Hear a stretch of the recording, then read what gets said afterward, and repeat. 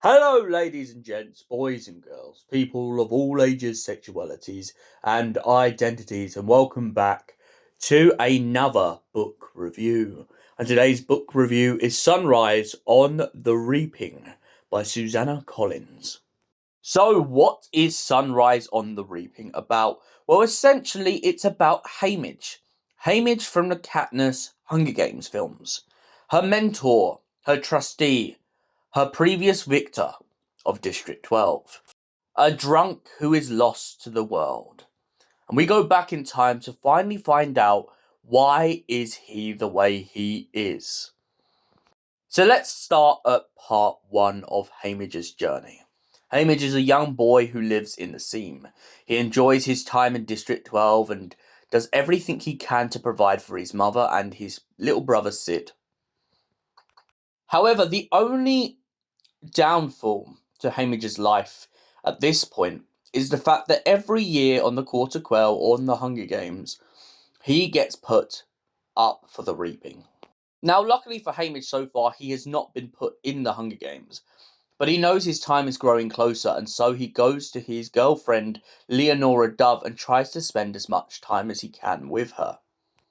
On Reaping Day, when Haymitch gets ready to watch the new contestants be taken out to the Hunger Games and hoping that he will not be picked, he finds himself caught in the crossfire when a boy is shot in the head for trying to run away from the stage and ends up trying to go in and wrestle a peacekeeper to essentially help his grieving mother. He also tries to protect his girlfriend Leonora Dove from the peacekeepers and the Capitol, and instead ends up getting put as a replacement for the young boy who just died. Due to all of the distress in District 12, all the contestants for the Quarter Quell aren't given any time to spend with their families and saying goodbye. Well, not long at least. Plutchard, this guy who is essentially trying to propaganda everything that's going on, finds himself trying to help the kids in any way possible to spend just a little more time with their family and say goodbye. However, due to their escort, the kids are then dragged onto the train and sent off to the capital. On their journey, Haymitch finds himself in a carriage meeting his other contestants. Luella, who is a young girl from the Everdeen family. There is Maisley Donna, a kind of up-her-arse Richie in District 12 who works in a sweet shop. And a young boy named Wyatt.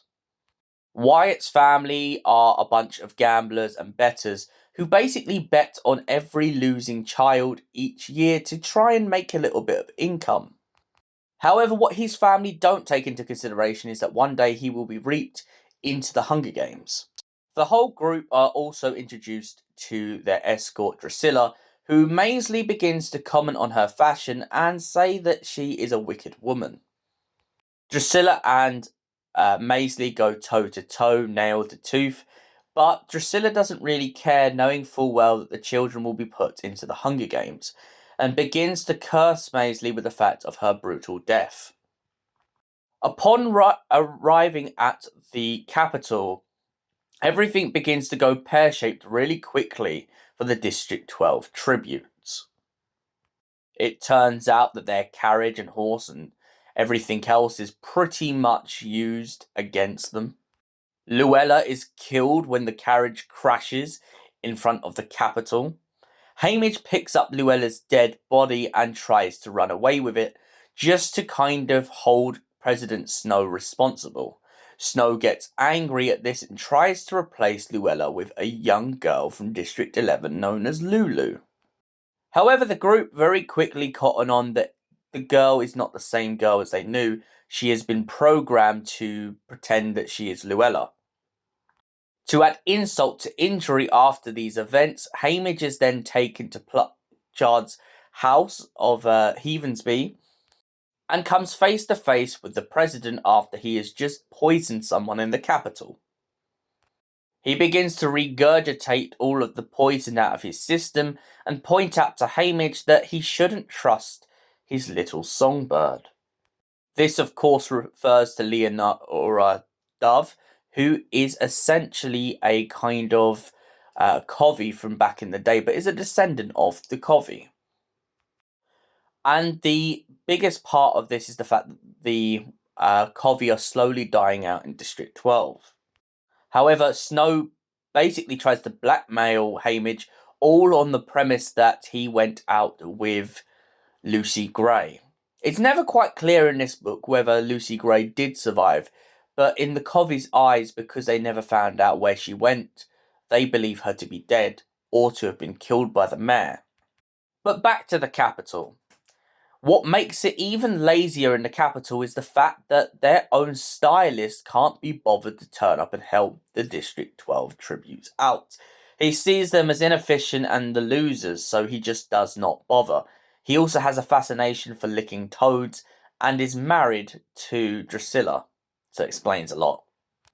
However, Effie Trinket from the original Katniss films turns up in her younger self and manages to save Haymitch and his tributes from basically being a laughingstock to the capital. She turns up with some black suits, black dresses, and anything that she can find to help appeal the District 12 tributes to the capital.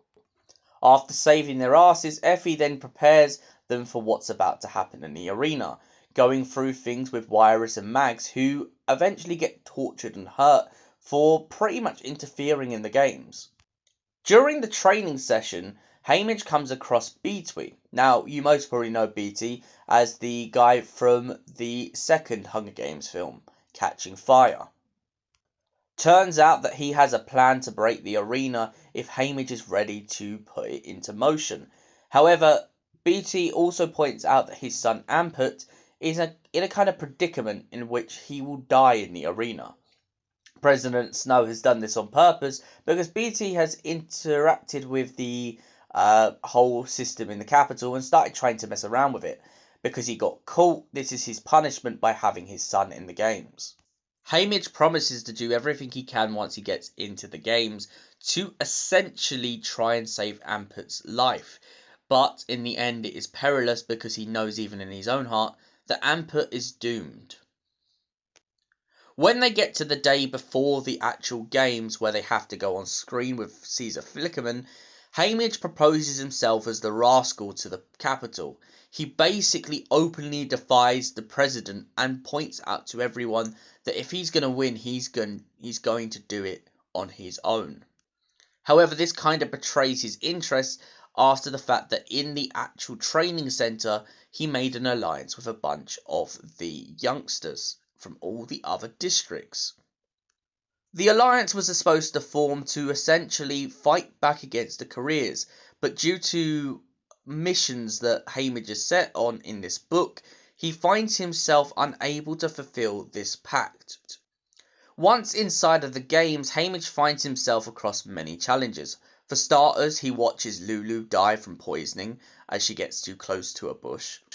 He watches Amput get torn to shreds by a bunch of mutant squirrels. And lastly, he watches Maisley get killed by a flock of birds. He never really gets to watch Wyatt die, but he does suspect that Wyatt was trying to protect Lulu. Haymitch tries to blow up a tank underneath the arena. However, when this fails, he then tries to attack the generator. When that fails, he knows that his only thing left to do is to try and blow the arena sky high. He manages to win the Hunger Games, but Haymitch is so determined in killing himself that he doesn't want to be the victor from District 12. However, after surviving and being recoxed to life by the capital, Haymitch tries to return home to some normality so that he can see his family and Leonora Dove.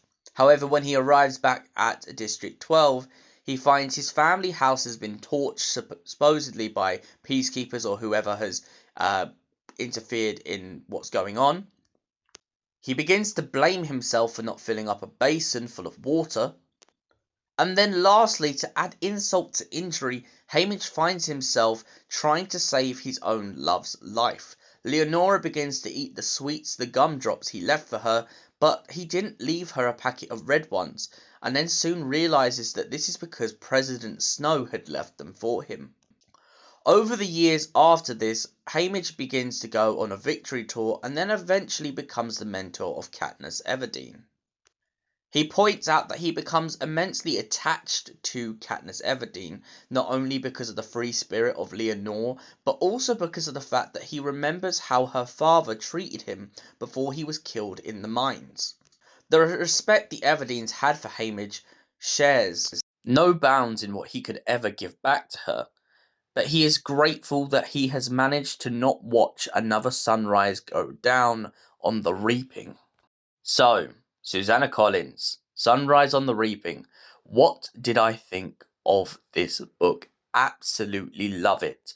I love that we get to watch the grief, the trauma, the torture of this guy, and really begin to understand the substance of someone such as Haymitch. It was always self-evident that something had been twisting away at him since Catching Fire and since absolutely all of the Hunger Games, where he is constantly drunk and driven to this kind of insanity of not really wanting to participate in the capital. But the fact that we can understand why it takes that journey for Katniss to manage to get him to wake up really shows that everything that he went through has been carried with him since. I honestly loved reading every part of this book, and for that reason, I give it a solid 10 out of 10. Thank you for watching, and we'll see you in the next book review. Until then, goodbye, stay beautiful, and have an incredible night, you beautiful people.